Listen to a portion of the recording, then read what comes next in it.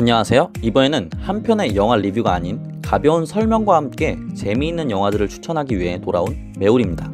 픽사는 지난 24년 동안 21편의 장편 애니메이션 영화를 우리에게 선물해 왔는데요. 오늘은 그 21편의 영화 중 7개 정도만을 뽑아 여러분께 추천해 드리려고 합니다. 추천에 앞서 앞으로 소개될 7개의 영화를 선정한 기준에는 재미있는 영화 추천이라는 주제에 알맞도록 로튼토마토 신선도 지수, 네이버 평점, 평론가 평점 등을 신경 써서 선정하였지만 제 주관적인 취향 또한 가미되어 있음을 말씀드립니다. 그럼 바로 시작해 볼까요? 첫 번째 영화 소개로는 2018년 1월에 개봉했던 영화 코코입니다. 영화 코코는 픽사의 첫 번째 뮤지컬 애니메이션으로 개봉한 영화인데요. 로튼토마토 신선도가 97%에 달하고 관객 점수 역시 95%에 달하며 평론가와 관객 모두에게 굉장히 큰 호평을 받은 영화였습니다. 코코에서는 가족에 대한 사랑과 사랑하는 사람을 위한 자신의 희생 등을 보여주고 있는데요. 한 멕시코 아이가 가수라는 자신의 꿈을 위해서 멕시코의 고유의 명절인 망자의 날에 저승으로 가게 되면서 벌어지는 일들을 보여주고 있습니다. 뮤지컬 애니메이션을 좋아하시는 분들에게 딱이지 않을까 싶네요. 두 번째 영화로는 2008년 8월에 개봉한 귀여운 로봇 영화 월이인데요. 로튼토마토 신선도가 95%에 달하고 관람객 평점도 90%에 달하는 좋은 성적의 작품으로 남아있습니다. 제81회 아카데미 장편 애니메이션상과 골든글로브 애니메이션 영화상과 더불어 총 10회 수상 실적을 기록한 엄청난 작품으로 볼 수 있습니다. 이 월이라는 영화는 만약 인류가 지구를 떠나며 최후의 남은 로봇을 끄는 걸 깜빡했다면 어떤 일이 벌어질까? 라는 의문에서 시작된 영화라고 하는데요. 제가 이 영화를 추천하는 가장 큰 이유는 주인공이 로봇임에도 불구하고 아이러니하게도 로봇이 보여주는 감정 묘사가 탁월하여 살면서 잊고 있었던 감정에 대한 생각을 다시 해보게끔 만들어준 작품이기 때문입니다.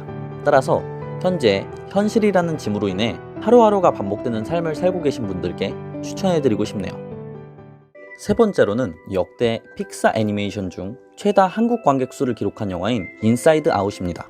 로튼토마토 신선도가 무려 98%에 달하며 관람객 평가도 89%를 기록하고 있는 작품인데요. 수상 실적 역시도 아카데미 장편 애니메이션상과 더불어 골든글로브 애니메이션 영화상과 함께 10회 수상이라는 성적을 내었습니다.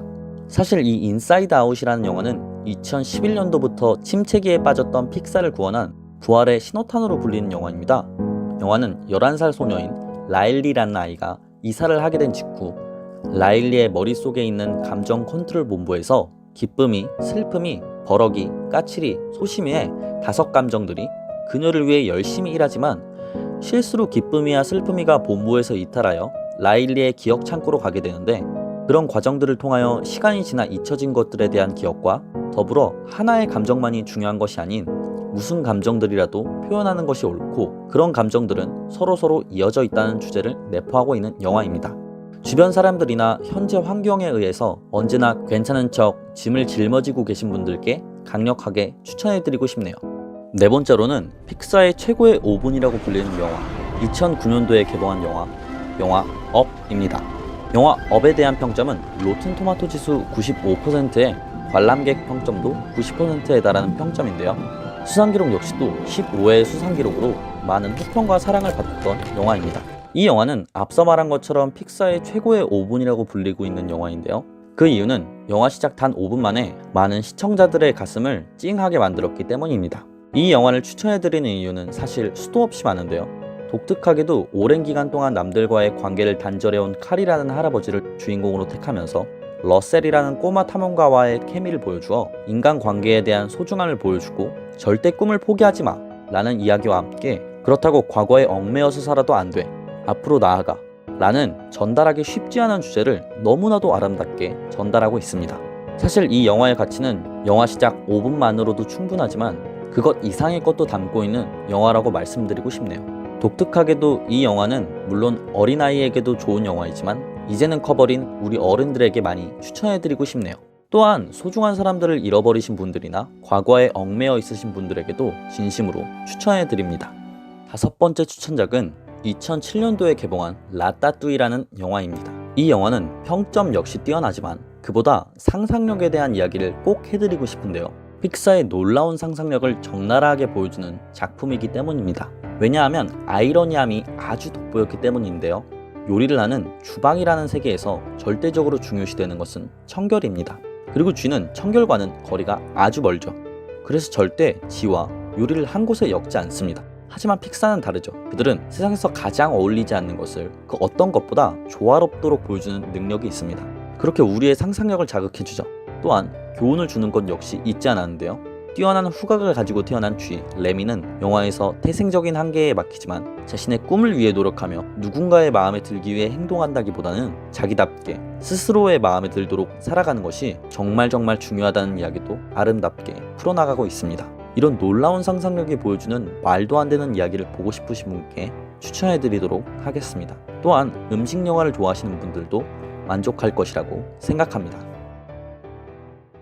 여섯 번째로는 2003년도에 개봉한 작품인 바닷속의 세상을 가장 잘 표현한 작품이라고 불렸던 영화 니모를 찾아서입니다. 로튼 토마토 지수가 무려 99%에 달하는 말도 안 되는 기록을 세우고 관람객 평점도 86%로 높은 점수를 보인 영화인데요. 영화는 흰동가리 가족을 중심으로 진행되는데요. 니모라는 물고기는 어렸을 때부터 한쪽 지느러미가 작게 태어난 물고기였습니다. 때문에 아빠 물고기인 말리는 니모를 걱정하여 보호하기 시작하는데 니모는 이를 과잉보호로 느끼게 되고 이런 갈등 중 니모가 인간에게 잡혀 멀리 떠나게 되자 온 바다를 뒤지며 대여정을 떠나게 된 말린의 스토리를 그리고 있는 영화입니다. 영화는 자신의 한계를 한정짓지 마라 라는 말을 하고 있습니다. 또한 너무 겁먹지 말고 도전해봐라 라는 의미도 담고 있죠. 선천적인 장애를 갖고 태어난 니모는 위기를 빠져나오기 위해서 그 누구의 도움 없이 스스로의 힘만으로 빠져나와야 하며 단 한 번도 자신이 사는 집 근처를 떠나본 적이 없는 말리는 아들 니모를 위해 전 세계의 바다를 건너며 여러 다른 종의 물고기와 바다거북이 심지어는 상어까지 만나며 모험을 떠나게 됩니다. 저는 이 영화가 오래된 영화라서 손이 잘 안 갔었는데요. 하지만 보고 난 후 그래픽도 나름 좋았고 바닷속을 정말 아름답게 표현한 영화라서 정말 좋았습니다. 따라서 바닷속에서 일어나는 판타지를 보고 싶으신 분들께 추천해드리며 스스로에게 한계를 두시는 분이 보시면 정말 좋을 것 같습니다. 마지막으로 대망의 7번째 영화는 지금의 픽사를 잊게 한 영화이자 제가 가장 사랑하는 영화인 토이스토리 시리즈입니다.